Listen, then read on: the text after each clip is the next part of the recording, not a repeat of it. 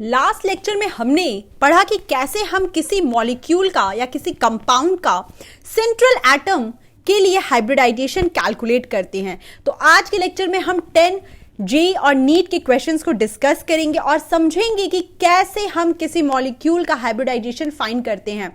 तो hybridisation start करने से पहले एक शॉर्ट रिवीजन। तो देखिए, हाइब्रिडाइजेशन निकालने के लिए number of sigma bond plus number of lone pair add किया जाता है। देन उसके बाद एक सिंगल बॉन्ड का मतलब 1 सिग्मा, डबल बॉन्ड का मतलब 1 सिग्मा प्लस 1 पाई और ट्रिपल का मतलब 1 सिग्मा प्लस 2 पाई। फिर बात करते हैं सेंट्रल एटम की। जैसे BF3 में बोरॉन यहां सेंट्रल एटम है, H2O में ऑक्सीजन यहां पर सेंट्रल एटम है। ये सारी बातें हमने लास्ट लेक्चर में पढ़ी है।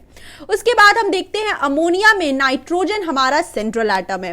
सराउंडिंग एटम की बात कर ले तो यहां पे अमोनिया में हाइड्रोजन हमारा सराउंडिंग एटम होगा। CO2 में यहां पे यहां पे ऑक्सीजन हमारा सराउंडिंग एटम होगा। ठीक उसी तरह BF3 में हमारा फ्लोरीन सराउंडिंग एटम होगा। सराउंडिंग एटम के लिए हम वैलेंसी लेते हैं और सेंट्रल एटम के लिए हम वैलेंस इलेक्ट्रॉन यूज करते हैं हाइब्रिडाइजेशन में।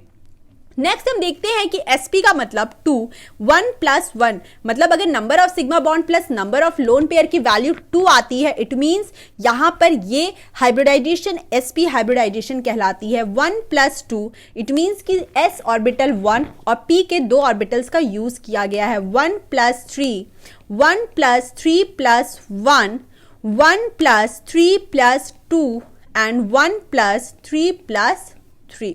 तो यहां पर ये चीजें हमने समझी। अब हम पहला प्रॉब्लम ले लेते हैं जो हमने ऑलरेडी लास्ट लेक्चर में डिस्कस किया है। CH4 यहां पर टोटल सिग्मा बॉन्ड 4 है तो इसकी वैल्यू sp3 होगी। नेक्स्ट अमोनिया का केस, यहां पर 3 सिग्मा बॉन्ड है और 1 लोन पेयर है तो यहां पर भी ये वैल्यू sp3 हाइब्रिडाइजेशन है। वाटर के केस में 2 lone pairs and 2 sigma bond sp3 hybridization. I3- के केस में यहां पे कोऑर्डिनेट कोवैलेंट बॉन्ड होता है, sp3 हाइब्रिडाइजेशन होता है, 2 सिग्मा बॉन्ड और 3 लोन पेयर। देन हम नेक्स्ट प्रॉब्लम देखेंगे स्टूडेंट, जो हम जे और नीट के क्वेश्चंस के बारे में डिस्कस करने वाले हैं। तो देखिए यहां पे how many sp2 and sp hybridized carbon atoms are present respectively in the following compound। तो यहां पे देखिए इस कार्बन को देखिए और इस कार्बन को देखिए। यहां पर हमें क्या समझ में आता है कि यहां एक सिग्मा बॉन्ड, यहां एक सिग्मा मतलब इस कार्बन का हाइब्रिडाइजेशन sp2 है। यहां पर ये sp2 सेम, ये भी sp2, यहां ये sp2 हाइब्रिडाइजेशन और ये भी sp2 हाइब्रिडाइजेशन। जबकि ट्रिपल बॉन्ड में अगर C ट्रिपल बॉन्ड C है और यहां पर कोई ग्रुप अटैच है तो यहां पर ये सिग्मा और सिग्मा, ये आपका sp हाइब्रिडाइजेशन होगा। तो ये जो दोनों पॉइंट्स हैं ये दोनों sp हाइब्रिडाइजेशन को बताएंगे। तो यहां ऑप्शन ए हमारा करेक्ट होगा।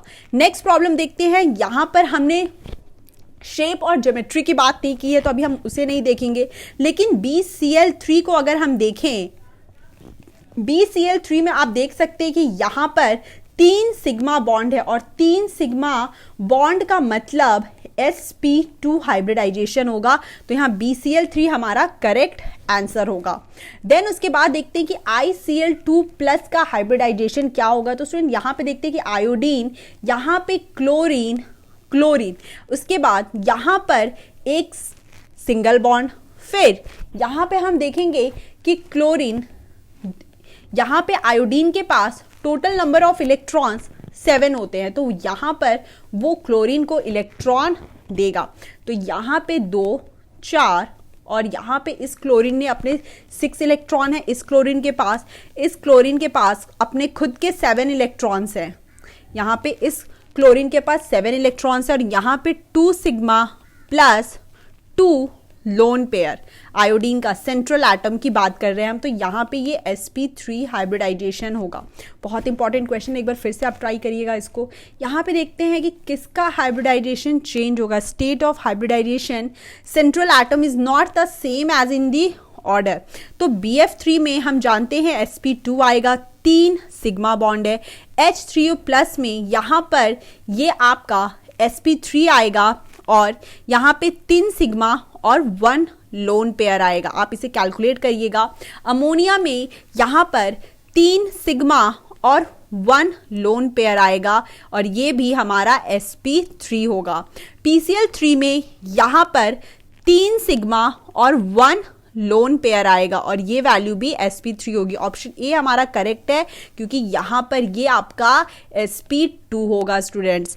तो यहाँ पर नेक्स्ट क्वेश्चन देखते हैं, CH3 CH2 CH and double bond CH2। तो यहाँ देखिए अगर हम इस एटम की बात करें तो यहाँ sigma sigma sigma sigma 4 sigma मतलब sp3 हाइब्रिडाइजेशन। इस कार्बन की बात करते हैं तो इस बॉन्ड के लिए सिग्मा, यहाँ सिग्मा और ये आपका हो जाएगा sp2। वैसे ही ये भी आपका सिग्मा, यहाँ सिग्मा और एक सिग्मा sp2 हाइब्रिडाइजेशन। तो यहाँ ऑप्शन सी हमारा करेक्ट आएगा।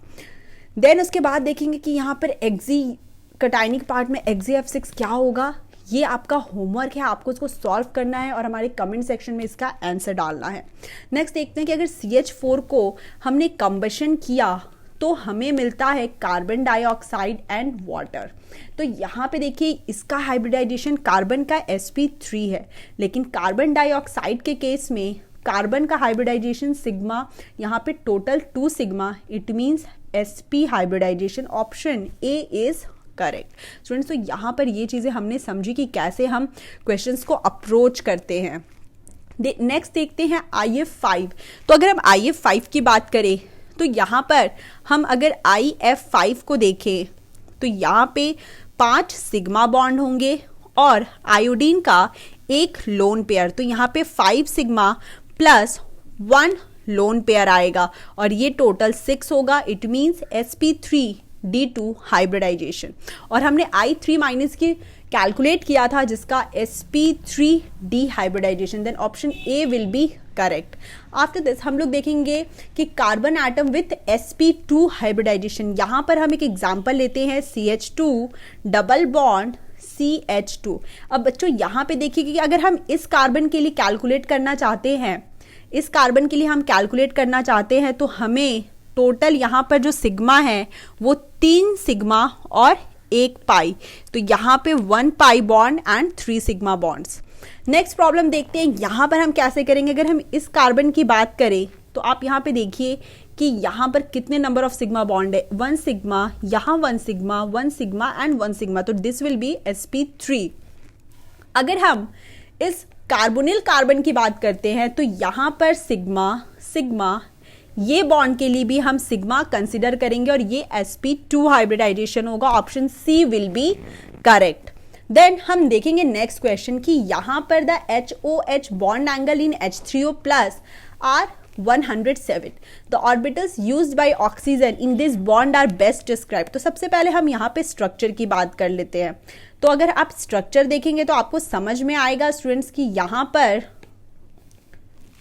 अगर हम इसका स्ट्रक्चर देखें तो हम देख सकते हैं कि यहाँ पर ऑक्सीजन के पास एक लोन पेयर और यहाँ पर टोटल आप इसको कैलकुलेट करेंगे तो आपको 3 सिग्मा बॉन्ड, 1 लोन पेयर और ये टोटल 4 और 4 का मतलब होता है sp3 hybridization, sp3 hybrid orbitals. Next, तो स्टूडेंट्स आपको ये लेक्चर कैसा लगा हमें ज़रूर बताइए और इन सभी क्वेश्चन को फिर से प्रैक्टिस करिए, समझिए कि यहाँ पर कैसे हम क्वेश्चन को अप्रोच करते हैं और अपने दोस्तों के साथ से शेयर करिए और बहुत अच्छे से पढ़िए। Thank you so much everyone.